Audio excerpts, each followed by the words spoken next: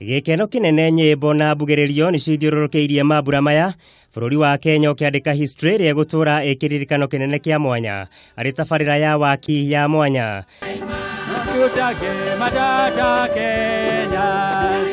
Akĩaria hĩndĩ ya mambura macio mũthamaki wa bũrũri Uhuru Kenyatta nĩaugire rĩrĩ nĩ itacũkia rĩa bata rĩrĩa rĩkwandandũra mĩeke ya wonjoria gũkũ bũrũri-inĩ o ũndũ ũmwe na gĩtaro kĩa Afrika ya irathĩro ũndũ ũrĩa wĩrĩgĩrĩirwo kũrehe ũthii wa na mbere wa bũrũri.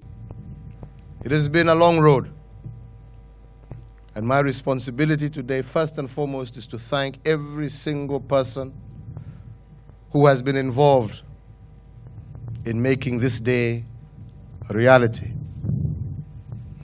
Ministry, Kenya Railways, the government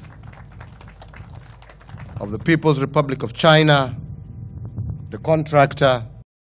This is a very proud moment for you, for the Jubilee administration, and for the people of Kenya as we launch this single most transformative piece of infrastructure.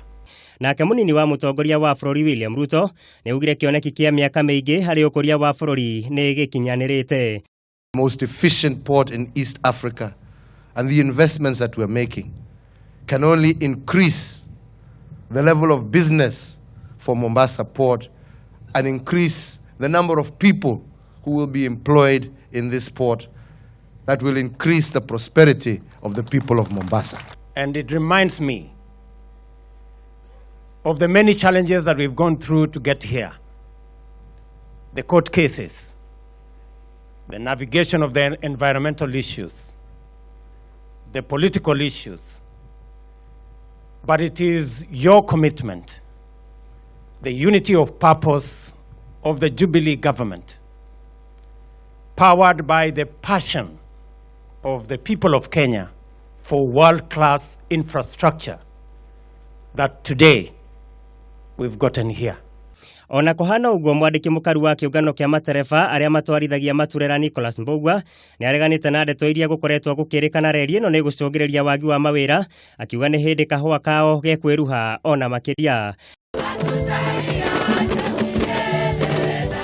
Reri ĩno ĩgũkorwo ya mwanya kuona nĩ ĩrĩgĩrĩirwo gũkorwo ĩgĩteithĩrĩria onjoria nini nĩguo kũhota kũmatia na kũhingũra biacara nyingĩ makĩria.